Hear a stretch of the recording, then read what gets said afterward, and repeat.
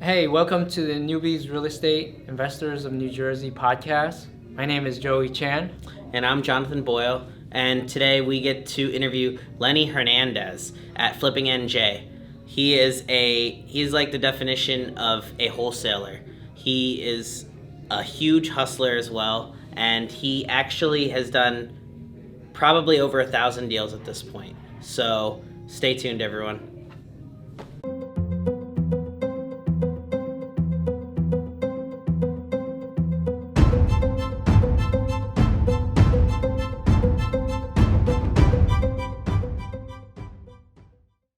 Hey Lenny, thanks for joining the show.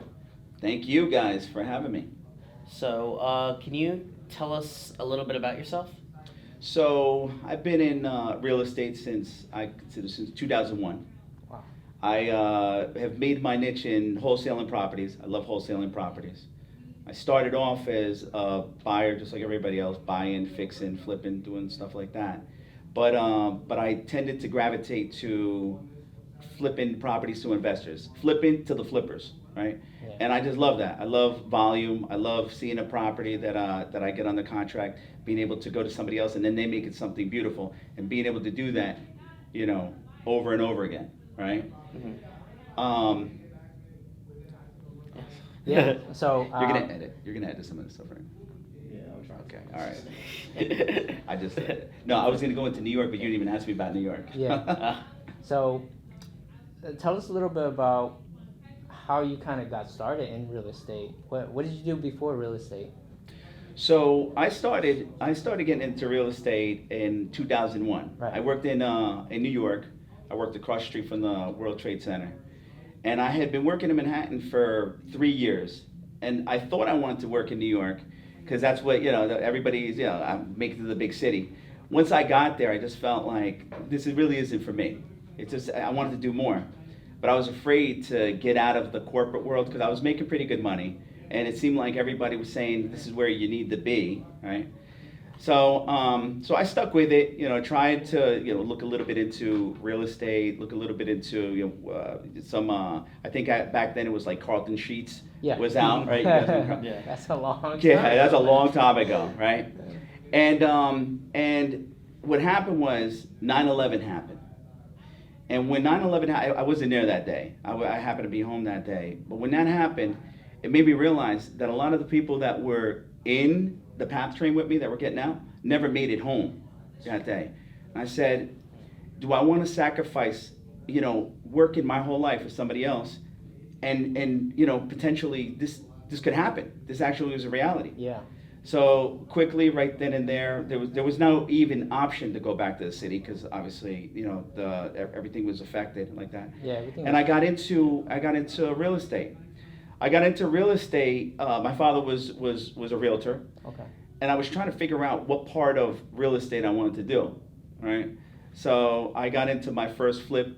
My father helping me get a 2-family house in Elizabeth. And I realized that, well, maybe this isn't what I want to do either, because it was my first time as a landlord. I never fixed anything in my own house, let alone for somebody else. Right. So I became property manager, construction worker, everything, and to make nothing a month. So luckily, I sold the property for no money, right? Just basically break out even. Oh, man. And I was like, well, okay, there's got to be something better. So with my dad's help, I had already seen what the whole process of getting a mortgage was like, and I thought it was like a really long process. Yeah. Right. So I said, well, there got to be an easy way, right? I had some money saved up from when I was working in New York, and I thought of a niche of looking to expired listings and finding people that had their properties on the market but couldn't sell them because they looked beat up. Yeah. Right. So I just thought, here's this property, this property, and it was around Union County. It was in Plainfield, actually. Okay. Oh. So what I did was I came up with this idea to just go up to the homeowners and say, look, if I fix up your property and I get you what you're looking for, can I keep the difference if my father gets to list the property? And one person agreed. Yeah. So, I think I put like $20,000 into that house, and it worked out. I made $20,000, Father was happy, the homeowner was happy, and the guy was happy. So I was like, all right, this is cool. Let me see if I could do it again. Yeah. So then I went to another house around the same area. What I did then that was smart, but I didn't really, it was just out of just, I don't know, it just happened like that, was that I was going to properties within the same area, right? Within, I think it was like a 1 or 2 mile radius. So the little crew that I had put together, that I had just kind of like assembled, could now go to that property and then go to another property. So I was using the same crew to do all these properties. Right. And one house would sell, it would be, 20, 30,000, 30, 40,000, everything started happening like that. And then I was like, this is really good. Then I decided to start advertising, marketing at like bodegas and stuff like that. Yeah. And that became now my little niche. I found I didn't have to go through the mortgage process. It was easy to be able to fix up their properties, and it was easy to sell their properties once it was renovated, because I was picking multifamily houses. Oh. And I would do. I was about to ask, were they any single families? No single families, no single families, all multifamilies. Okay. And my problem now was that my crew that I had, which was only about 4 guys, was now becoming too small to do all these projects. Right. So I had to grow a bigger crew. And then along with the bigger crew now was more problems and stuff. Now I started running into headaches. But I became really good at finding the deal, right? Yeah. And then when I found the deal, that's when I discovered, okay, now that I have a deal that actually makes sense, now I could sell this deal to somebody else for $5,000. Just package it up and just sell it to them. And that became my new thing. I'd find the deals, lock them up, hand them over to an investor. That investor made money, make $5,000, $10,000 on that, and just kept on doing that. Yeah. Where then my little fees that I was making were becoming as if I had just done a renovation. And that's when the whole, wholesaling wasn't even a term. Yeah, right. Yeah, It but it was my term. It was my little niche in real estate. So going back a little bit, how did you make sure that the homeowners didn't run away with the money? Or let's say you finished a renovation and they say, okay, bye, Lenny. I decide not to sell. No, Right. so okay, so that Just to make was sure that was my naiveness, right? I literally had a 1-page contract that I had did with them, and my father was the realtor, so I felt like I had control that way, right? I don't recommend that to anybody now, all right? I don't recommend. But the only thing was that I would kind of I would sort after the homeowners that seemed like they were good people and stuff, right? It was definitely something that I would not recommend to anybody now. The only protection that I had was that my father was the realtor on it, but I wasn't even thinking what happens if my father can't sell it, right? Okay. So I would only go for multifamily houses, and I think my agreement said that if I couldn't sell it to somebody else, then I would end up buying it. But I never had to buy one of the properties. They always sold. Okay. Okay. Oh, that's cool. Yeah, because you would think you want to protect yourself a little bit. Yeah. Since then, I learned many lessons. So I don't need experience on how to lose money. I did that really well too. So I learned a lot throughout my time. So at what roughly about at what year was it that you started like doing these wholesales? So that was, I mean, that right there. Yeah, right? what you that was initially started. So that was probably around 2002. Okay. That was 2002 all the way to 2005. I see. Wow. Yeah. Within that, I was also doing renovations, but that was kind of like, it was a mixture of both. Okay. Mostly in Union County. Nice.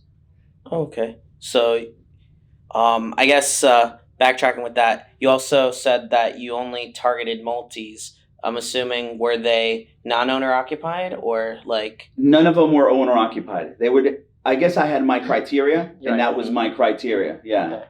Okay. Yeah. They were all rentals for these. Were they some of them vacant? Or? None of them were vacant. Okay, so I'm only asking because, like, thinking about it, if you have tenants in there, like, that might have been I'm assuming was one of the issues you had to jump through as a hurdle. Like, don't touch the paint. It was in a couple of the ones that I had that had like vacant apartments and stuff. We would just go in there during the day or whatever, just do the stuff. Our most of the concern, or most of the renovations that we would do would be on the outside, roof, or just the exteriors. Exteriors look phenomenal, Okay. right? The interiors, they looked okay. Yeah, that's why you could get in and get out for $20,000-$30,000. Right. Yeah. Yeah. Because you can't do much. These No, days with that. no. Yeah, exactly. No, not at all. It's like a roof. Yeah, nowadays, yeah. Yes. So after you did the wholesaling, what kind of what did you do next? So what was the next evolution? So what happened from then, right? Then I got into, I discovered tax sale foreclosures, right? Oh, okay. I discovered tax sale foreclosures and sheriff sales around the same time, and I learned a little bit about both really fast by literally 2 deals that I had got into. My first 2 deals of tax sales were where I just got thrown in there. A tax sale foreclosure, not in the sense that I actually foreclosed on the property, but I was the one who actually bought the certificate, right? Right. Once they owned the property. And I learned about that. So, and I began now starting to go to the companies that were actually buying those tax certificates and foreclosing on them and establishing relationships with them. And then I would take those, package them up, and then sell them to investors too. That was on a tax sale foreclosure. Okay. So you were sort of wholesaling them. Correct. And tax sales are complicated. They're a little bit more complicated. You know, you can't sell them within 6 months or a year. Now it's a year, redemption period, right? So they were a little bit complicated. I learned a lot of heartache in learning that. So, yeah. Then I went from that to the sheriff sales. Right. You know, somebody had told me about the sheriff sales, and I said, oh, this seems pretty cool. I see people buying properties for $1,000, right? I was like, okay, no, I could get a property for $1,000. So I went to my first sheriff sale. I think it was Union County, and I saw somebody get a property, and I said, oh, okay. No, I heard a property go off, and it was a property where I knew, the area, and it was like for $1,700. So I was like, yeah, I'll take it, right? That turned to be a condo association lane, right? Which you couldn't do nothing with it at the time. At the time, so I lost that. Then the next deal, I said, all right, well, now I know you can't bid when it's really that small. You're not bidding on the actual property. You're just bidding on the association. So I was like, I'm gonna go for a little bit higher. Okay. Then I went to a $37,000 property. I was like, wow, this is a steal. $37,000. Bought that. Little did I know that was subject to a first mortgage. So I lost that one itself. So I was like, all right, well, now I just got to pay attention. So I went to the auctions for 6 months, right? It's about 5-6 months, not doing anything, just watching what people were doing, kind of learning what the terminologies were and stuff. And then once I got it, it's like, okay. I saw what everybody was buying. Everybody was buying the cookie cutter properties that you can just, fix up. It was all colonials and stuff like that. But I saw that nobody was buying the garbage properties, right?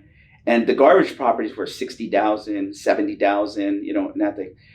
And I said, let me just try. So I bought decrepit properties, $60,000, $70,000, $80,000, and I began to establish a niche for those type of properties.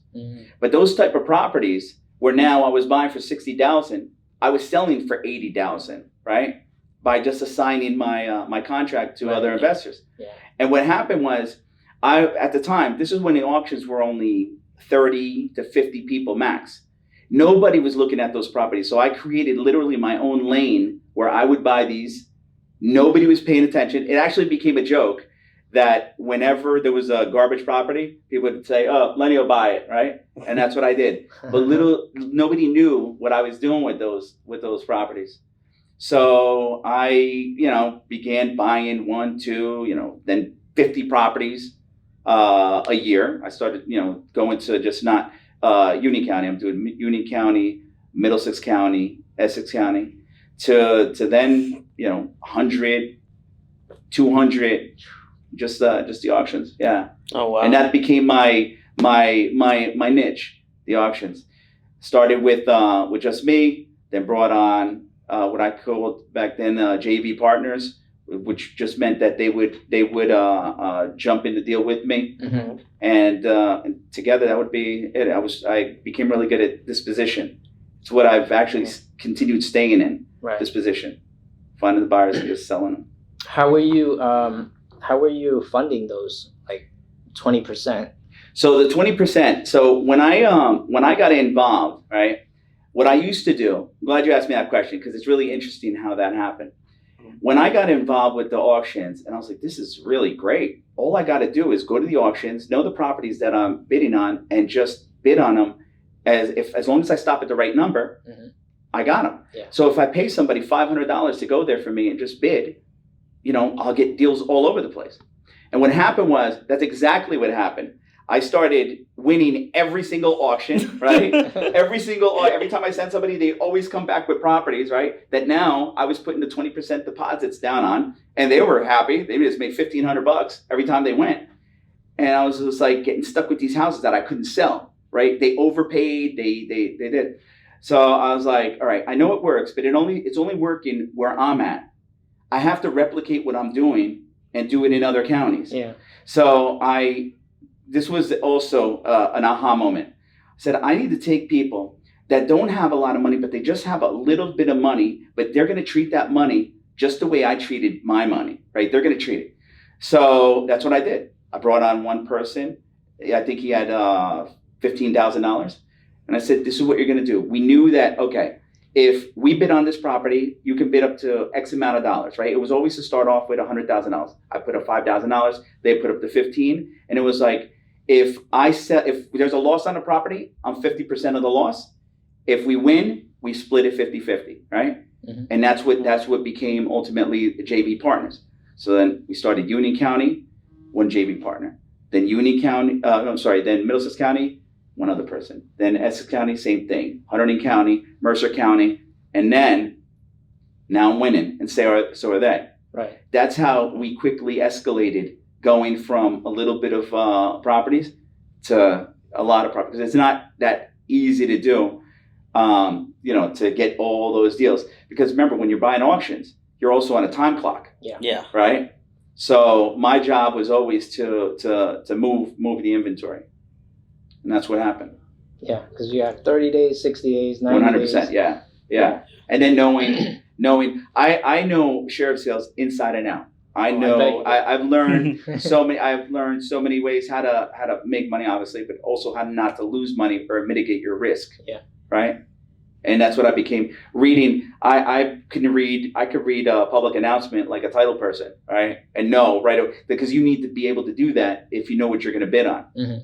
What happens if it's an IRS lien, a second mortgage, first loan mortgage? When did they get the mortgage? How much do they owe? Right? Yeah. Association fees, all those things. Yeah. That's amazing. Wow. I mean, you could teach a course on that. Yeah. Which actually there's not much out there on that. Funny you would say that. For the past 4 months, Uh-huh. I've been putting together. It's going to be a share, because I was like, this is the stuff that I really love to do, right? Mm-hmm. And I know it very well. Right. I know what not to see. I'm not coming from a place that, it's so great, it's so easy. No, I know what it's like to lose a lot of money, right? Mm-hmm. But why not take that experience and put it out there to people? How we look at the public announcements, how we look at what a mortgage, how to kind of, we created tools and everything for that. Mm-hmm. So yeah, that is coming. You picked up on that. That's good. Yeah. Yeah. That was good. Well, I mean, like I was telling earlier, I actually saw you at the auctions, last year when I used to go. Yeah. So, stopped going. But I also, the main thing is, when you do well and then you get a few losses. Yes. But you gotta be able to absorb those losses. Yeah. Yes. I mean, I've had to vacate 2 properties. Yes. So after that, You know I what was that's like? Yeah. If you would have called me, I would have saved you. I don't know what you lost on it, but I could Not guarantee. much. You didn't lose that much? Okay. No. Well, I could have saved you money Yeah. on that. Not much. That's the biggest thing with auctions, right? Yeah. Is you're taking a risk. Yeah. Right? You're 100% taking a risk, because you can't know know everything about it. Yeah, right? of course. Yeah. Yeah. I'm just curious, just for the audience and actually for my knowledge too, how could you have probably saved him some money if he didn't do that already? So should I say that for the course, or should I say? So, for example, well, all right. Well, in any public announcement, right? The Right. secret is in the public announcement, Yes. right? If you know how to read the public announcement and know what the it says subject to all liens and encumbrances, right? Yes. But if you're reading that well, they have to mention.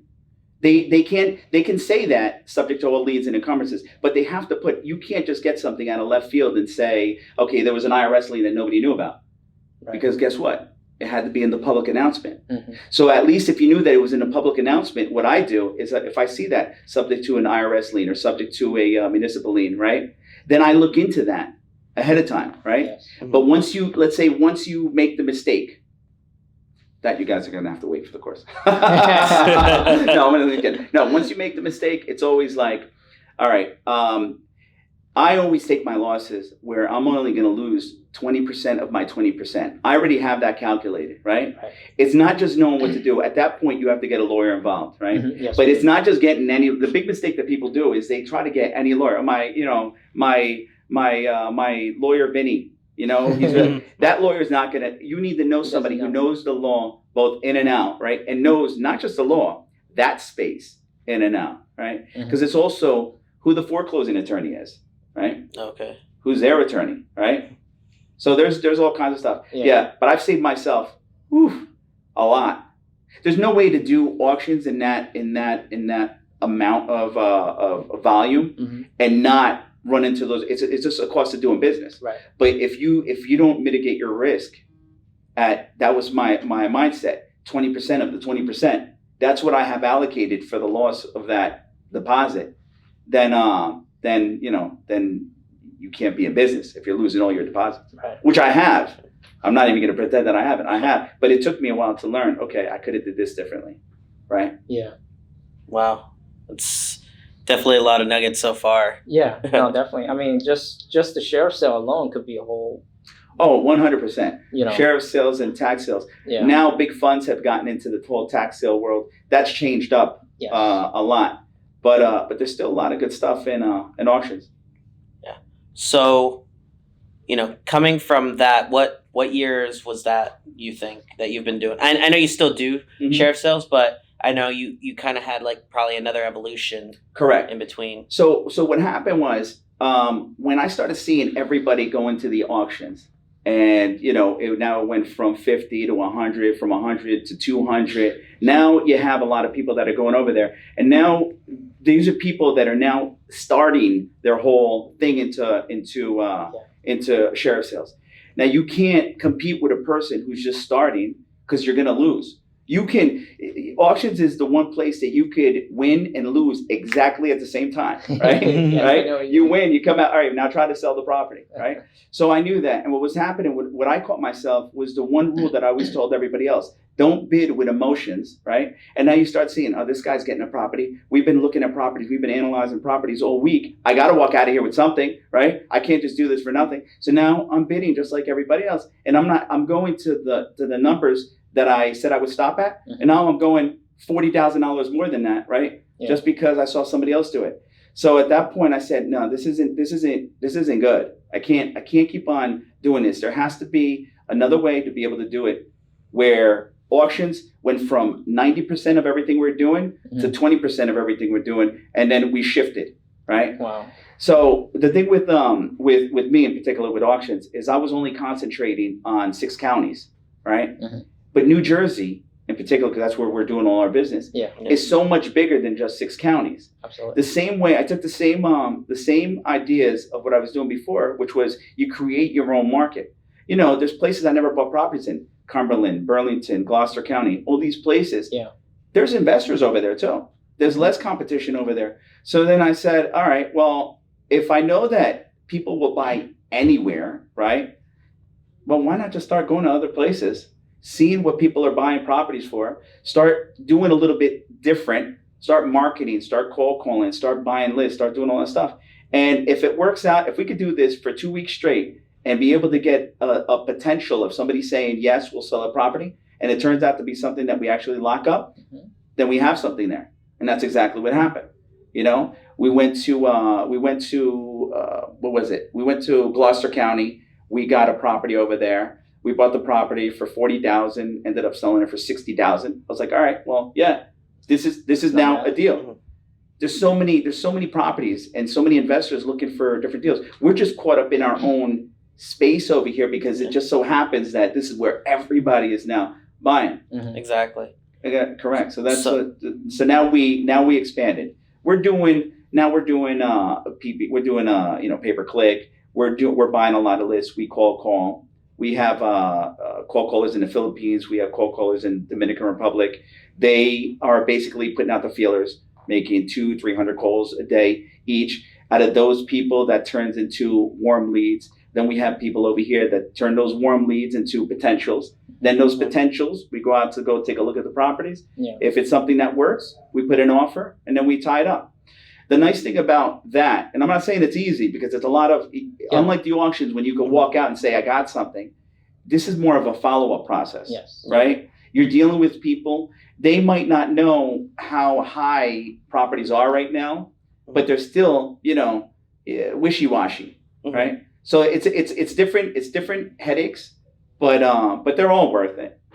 They're all worth it. Yeah. So you mentioned something that I'm definitely curious about. You said that investors are buying everywhere, and so that's why you decided to go to these different counties. So what did you do to find these new investors for those different counties? So in particular, we would get things like PropStream, right? Okay. We would go get things like the MLS in different areas, or somebody that would know. I think we did Gloucester because we had a realtor. I was like, I never bought anything in Gloucester. Wonder what the MLS looks like over there, right? And then you start seeing, and it's like, whoa, wait a minute, wow, this property is really cheap for what you can't even compare it to what you could buy it over here for. But what are they selling it for over there? I said, all right, maybe nobody's buying it. And then you start looking at the solds and like, wait a minute, okay, there's a trend here. Look at these properties that were not renovated and they're actually selling. Okay, this property's selling for $170,000, right? Well, okay, this property was sold for $80,000. Who bought that property? Oh, it's so-and-so, right? Skip trace that person, right? Okay. Now you know that buyer is there. Find that person, if it's an LLC or whatever. Right. See how many times that LLC bought a property. Track down the person who owns it, right? We've actually created, so we'll probably touch on that, but we've created our own APIs for skip trace, and we created our own tools. Like I'm kind of like a geek when it comes to stuff like that. I love technology, right? So we've created tools to make us, more efficient. more efficient. Yeah. That's pretty awesome. Wow. By the time this comes out, which I don't know when it's going to come out, we have actually an application that we created called Skip Machine, and it's basically skip tracing, just like everybody's skip tracing. But where can you skip trace just one number and not pay $9, right? Yeah. So now we're going to be doing it for 99 cents or whatever it is for one name, and it's not just send in a CSV file. It's like, hey, how about we just skip trace your whole list right now and give you the numbers right now, right? This is stuff. Yeah. So that's the stuff. So like, let's say I have a list of 500 names and their addresses or something. You could skip trace immediately. Their number. Okay. 80% accuracy. Yeah. So that's a whole nother. So thing. that's basically with TLO data then. Yes. Okay. But a lot cheaper. Yes. Yeah. That's nice. Yeah. And TLO, don't they have a requirement, something like they have to go into your office? We had TLO, they have to come over here and make sure that we're actually a business and what are you going to be using for. You can't use it on skip tracing celebrities and stalking people. Yeah. Got it. Yeah, none of that. All right, John? Okay, damn. Yeah. You're okay with that? I'm kidding. Okay. Yeah. So wait, what time frame was that that you decided? I guess evolved from. That was 2 years ago. Okay. 2 years ago, we went from literally it being 80 or 90% of everything we did to becoming, much less than that. Right? We only go now because we have a lot of buyers that look for properties and they tell us about properties, and we only go to the auction when we know 100% that we have a buyer and they're willing to pay. We look at it. We don't want to waste our time neither, right? We know, okay, people are going to go, this is what it's going for. This is what everybody's going to bid it up for, right? And this is what we're willing to go. If we feel like we can actually get it for the thing, and we tell them, and they're okay, then we go, and we bid. Yeah. And we don't go. We send somebody, right? Right. Okay. Another thing, when you're sifting through these buyers, I'm sure you've probably had issues you've come along with certain buyers that, you know, like that you've talked to or whatnot. How do you like mitigate those risks exactly? Real simple. So people always ask, you probably have a huge list, right? The truth of the matter is that we do have a lot of people that we talk to. But since I'd say 2006, we've been dealing with the same 30, 35 people over and over again, right? Since 2006. It's grown a little bit, but it's always around 30 people and stuff. And those 30 people equate to 200, 205 deals a year, those 30 people. Because you really don't need, you could do it with half of that. Right? As long as you know that these, when we send the property to somebody, I sold 2 properties today. Those 2 properties, I didn't send to 15 different people. I sold one to one person and one to another. One and done, right? Not today, obviously. It was like, 3 weeks ago. But that's how it happens. When you have a good buyer and when you do right by them, they're always going to come back. They don't come back because they say, oh, this is a flipping NJ property. We're not going to go to anybody else. They don't really care. They care about the deal, right? And one thing that I'd always say to anybody getting started in the business is you need to be transparent. The biggest problem, I think, that why people like dealing with us is because we don't make it a mystery. Like, what are we selling the property for? Here, I got the property for $90,000. I'm selling it for $20,000 more, right? Everything is right there, always transparent. And I think that's the part that's always helped me, because as humans, we always think that the other person must have got it for like 30 grand or whatever, right? But the reality is, really as long as you tell somebody, I love being transparent. Yeah, this house is a mess, mold, everything, might have structural damage, everything, right? Go ahead, check out the thing. As long as you're like that, for me at least, it's always worked out. Yeah, I like that philosophy. I was always taught that philosophy from Nick Tang. He's always, so I do a lot of events with him, and I'm at the deal nights. So I'm always there as like one of the judges on the deal night. And one thing he always tells me, or other people, is like, how much did you get the deal for? And how much are you selling it for? And a lot of people that come up to present the deals, they don't want to tell you. They don't want to say it. Right. There's nothing wrong with it. I'm like, guys, this isn't like a CIA operative. This is like, here, I got the property for this. If I'm embarrassed to say that I sold it for this, then I'm selling it for too much. Right? It has to make sense. I use the philosophy of a third. Now, whatever a third, if I can make $100,000 on the deal, I know that the max that I would ever wholesale something for would be 30 grand. But I don't go to 30, right? I say, all right, well, okay, if 30 would be the max, well, maybe I'll sell it for 20, right? Some deals are 20. Our average deal since 2006 has been $17,000. Average. Doesn't matter. Some have been really, really low. Some have been really high. But it always averages out to be the same thing, 17 grand. Nice. Yeah. So what is the highest one you've ever done? That's easy because I only did it once. Right. I know. This was an assignment. This was an assignment. 45 or 47 days. I bought the property, and it was the first time that I had ever went to a share sale ever till this day with my dad. Right. And I said to my dad, I said, you want to go take a look at this property? Right. It's somebody told me about it. It was in a county that I really never go to. It was a Warren County, not Warren Township, Warren County. And it was this property, and it was just like, okay, it seems really good. They had it going for $516,000. Now, I didn't know my dad had $100,000, right? But I basically said to my dad, I showed him the picture. I said, "You want to go?" And he was like, "Yeah." I was like, "Well, it's a county I never really go to." I said, "Do you have $100,000?" He was like, "Yeah."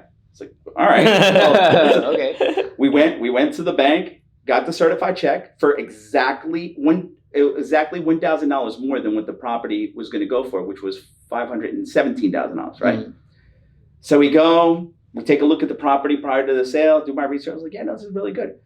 So when I get there, all the investors, all the players are there. Everybody's there. Yeah. So I call up my dad. He was parking the car. I said, Dad, I'll be right out. You know, we didn't get this property. Everybody's here, right?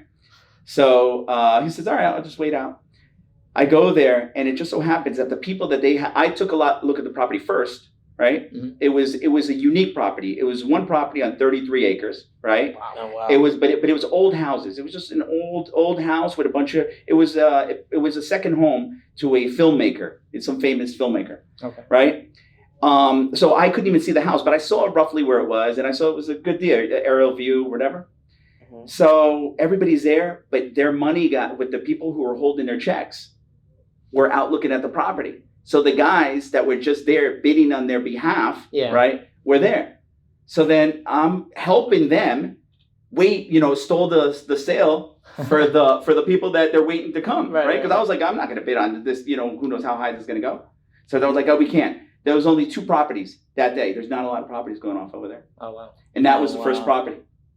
So they start off, blah, blah, 516,000 going once. Somebody says 517. No, I went to 518. That's what it was. 517, 518. I get the property. And I'm like, whoa, I got the property. I was like, whoa, this is great. I told my dad, I said, look, if we get the property, I know I could sell this property for 40 grand. You make 20 and I make 20. Right? That's what I told him, right? So then after the sale, I'm going around to the guys. Hey, listen, I'll sign you the property for 40 grand. And everybody was like trying to chew me down to 20 grand. And I'm like, well, let me do title. Let me do title. Let me think about it. So I run title. Title turns out to be phenomenal, right? Yeah. Like there wasn't anything there, so it was Yeah. safe. So I was like, oh, Dad, we're gonna make 40 grand. And my dad was happy, Yeah. right? So then a guy comes to me and he says, I could get you $1 million on this property. So I'm like, you give me $1 million on this property? He's like, yeah. So I was like, yeah, right? Yeah. I was like, I'll pay. Yeah, what do you want? He was like, give me 50 grand. So I was like, yeah. So the whole time I'm still trying to sell the property. The whole time trying to sell the property for 40 grand, right? Everybody's shutting me down. Yeah. Right. It's we're problems. I need you to come to this place to meet with the buyer. He's ignoring my phone calls. Just come with me, right? To meet the buyer. We go to the guy's office. The guy's like, oh, come on, man. I told you I can't take, I can't blah, blah. I can't meet with you guys or whatever. And then the guy who brought me the buyer says, no, I say to the guy, I'm sorry, sir. It was my fault. It was really him pressuring me. Yeah. I was like, I'm sorry. I didn't mean to bother you. And then I'm leaving. The guy says, hey, kid, come here. I was like, all right, tell me about the property. I started telling him about the property, how great it is and stuff like that, right? Mm-hmm. Keep in mind, I was trying to sell it for $40,000. That's all I was trying to sell it. Yeah. So then he goes, how much you want for the property, right? He goes, I'm not going to mention his name, but he goes, so-and-so told me you were trying to get 1.3.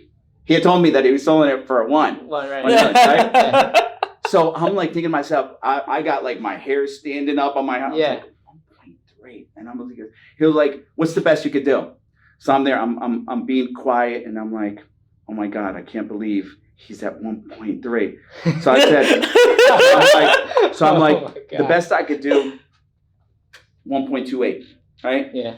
And then he was like, he tells me in Spanish, he's an Italian guy, but he tells me in Spanish, he goes, if you do this deal with me, you give me a really good deal, I'll buy all your properties from you, right? So he was like, really think about that, right?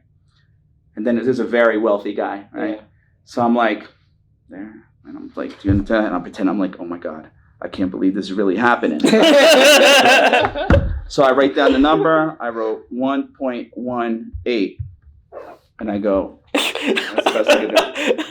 And he goes, 1.18. You got a deal. We shook hands. Oh He goes, God. how much was your deposit that you put down? I said it was $115,000. Gave me my money back. He gave me the deposit. So my money was back. Right? Gave my dad his money back. He was ecstatic. Right? Yeah. And then after everything is said and done, we ended up selling a property for $580,000. I gave the guy who brought me the buyer $50,000. Yeah. And I gave my dad half the money. They were looking for a house in Florida. I ended up buying the property with that money for them.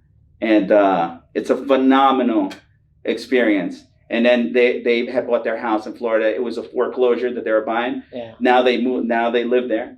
They sold that house, made money on that house, and now they have their other house, and that was their house in Florida. Yeah. My God. Yeah. That's crazy. That was a phenomenal deal. Yeah. What year was this? That was When did that 2000. happen? That was 2010. Really? Now, if you guys remember, so I was on a like everybody else on a roll, right? Mm-hmm. The 2000, 5, 6, 7, 8. 2008 came, everything collapsed, right? Everything.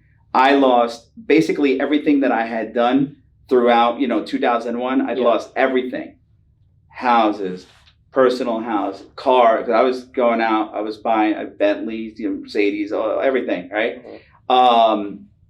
When you're making that kind of money, you're really thinking at that time that this is never going to end, right? Yeah. So you could only go up from there. And it was a reality check that was just so, such a great experience for me to have. But that deal came at a time that everything had turned around in my life, right? That was, that was 2000, the beginning of 2010 or the end of 2009, something like that. Yeah. So that deal came at a perfect time. Yeah. Yeah. Wow. That's amazing. Yeah. Yeah. I mean, I was really struggling in 2010. I think everybody was struggling, and everybody, it seemed like it was never going to end. But that deal gave me a lot of hope, right? And I'm not going to say everything was easier. What I love about that, more than just the money that I did, is what I was able to do, right? My dad was only expecting to make 20 grand. Yeah. Now he got a house, right? And it was the first deal and only deal that I've ever been to an auction with my dad. So yeah. You should bring him more often. Yeah. No, that's funny. But when's the next one? Tomorrow, right? Call him up. Now he's in Florida and stuff. I'm actually gonna visit him. Oh, that's nice. Oh my goodness. A funny deal or something like that has happened. Well, I've had all kinds of situations. Obviously, you go through a whole bunch of stuff like that. But I've had situations where I'll tell you another kind of story that worked out that it just goes to show that it's not the skill level or anything like that. It's just kind of like thinking outside the box a little bit. Mm-hmm. I had bought a property. It was a 6-family in Irvington, and I was buying in Irvington. Right now, people are buying in Irvington. It's like no, but that wasn't the case. No. You can get a house for $20,000 in Irvington, and you couldn't sell it. So I had bought a 6-family in Irvington, and nobody wanted it. Right, it was one of those situations I couldn't sell. I was just trying to make a couple bucks. Right, this is another kind of good story that actually worked, but of how it worked is pretty amazing. So it was a situation nobody wanted it, and then my partner was basically like, let's see if we can get a grant. Right, so we go into Irvington. Right, he says I have it all set up for you. Right, so I was like, all right, he said I have to travel out of the country. Just go to the meeting for me. Right. So I'm thinking it's going to be a meeting like what we have here. Yeah. Right. Mm-hmm. So at the time the iPads had just came out. Right. I had a little internet access or whatever, and you'll see why that was important. So they invite me into City Hall, into this thing. Right. I'm thinking I'm just going to meet with one person and talk about what it is. I walk in and it's like 12 people in a boardroom, and I'm like, oh, they must have a meeting going on over here. And they're like, Mr. Hernandez. So I'm like, yeah. And they're like, so you said that you have a project that you're looking to do and you're looking to build out or whatever. So I'm like, yeah. And they're like, well, tell me exactly what it is that you had. I wasn't prepared. Thought I was just going to talk to somebody. I didn't know it was going to be like a full meeting. A full integration. Yeah. So they're like, well, what exactly are you going to do to the property?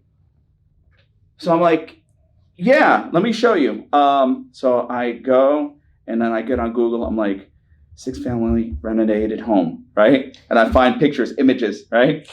So I'm like, well, this is what I was thinking about doing over here, right? They're like, oh, at first they're impressed with the iPad, right? I was like, yeah, just to take a look at the property. I knew how to download the pictures and put them on my thing, right? Yeah. So they're going around, they're like, oh, wow. Oh, this is very nice, right? This is very, so they're passing it around to everybody.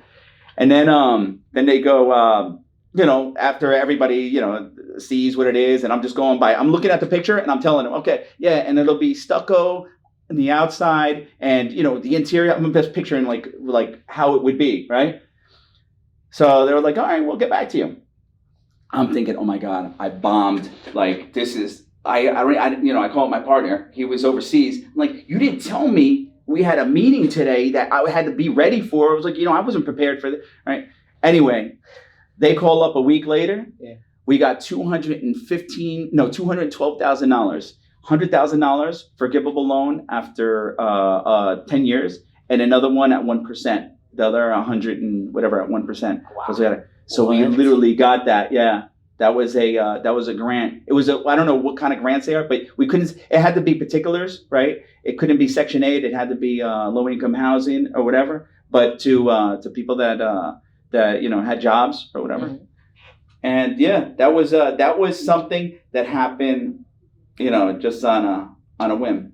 Wow. So this is, and I tell that story because this is, a lot of it has to do with timing. A lot of it has to do with luck, persistence, kind of like thinking outside the box, right? Yeah. But this business has been great in the sense that not only have I been able to do stuff like that, I owe everything to real estate, right? Mm-hmm. But it's also helped me get into other things. It's helped me get into technology companies. It's helped me meet some really good people, partner up with people. It's just one of those businesses that everybody needs housing, and it's changed my life, right? And it's changed, I see even the people that I don't work with anymore, I can say that I had an impact on their life, right?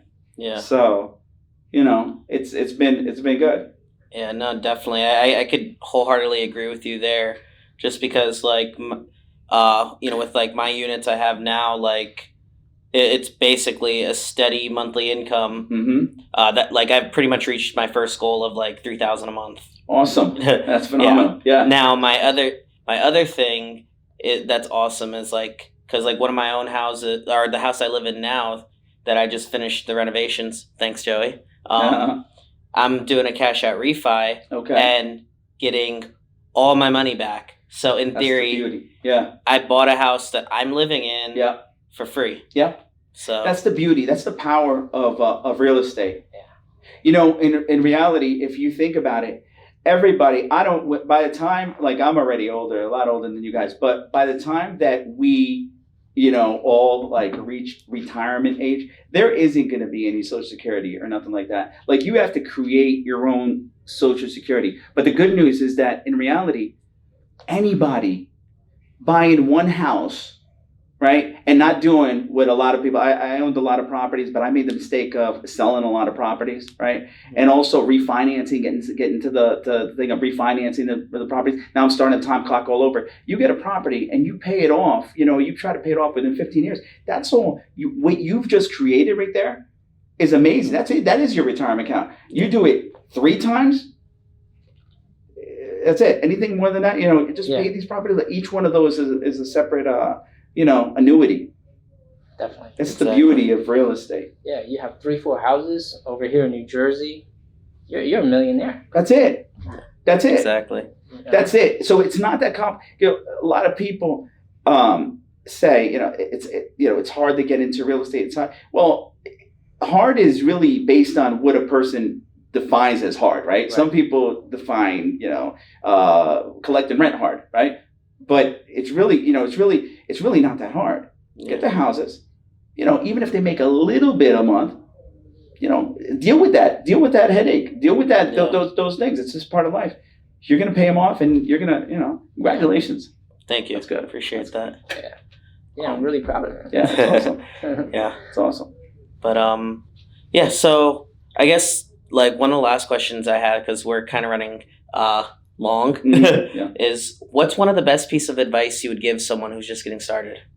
So one thing that's 100% a fact is you have to be, in life, you got to be tenacious, right? You have to be willing to know that wherever you are, and I know from being very high, being very low, that it's just a matter of just getting through that hump, whatever it is. I see a lot of people that got into the business and they give up because they had a couple bad flips. In reality, as long as you stick it out, right? This is what I'm going to tell my kids too. It doesn't matter how, bad it looks at the time. You keep on going through it. You deal with the headaches. It's going to pass out. It's just going to it's going to work itself out as long as you keep on moving forward, right? And I just think that as long as you don't give up, you're going to win, right? Yeah. It's just a matter of just seeing through it. Yeah, for sure. Awesome. Yeah. Any types of books that you or podcasts that you listen to quite often? So I like a lot of books. So I like a lot of books. Breaking the Habit of Being You. Right? You guys know what that is, Dr. No. Dispenza? Haven't heard of it. No. There's a lot of books. I mean, if I showed my book collection, you would think I can recall all the books. I like Traction. I like Scaling Up. I like, the same things that everybody else likes, the power of thinking positive, Mhm. right?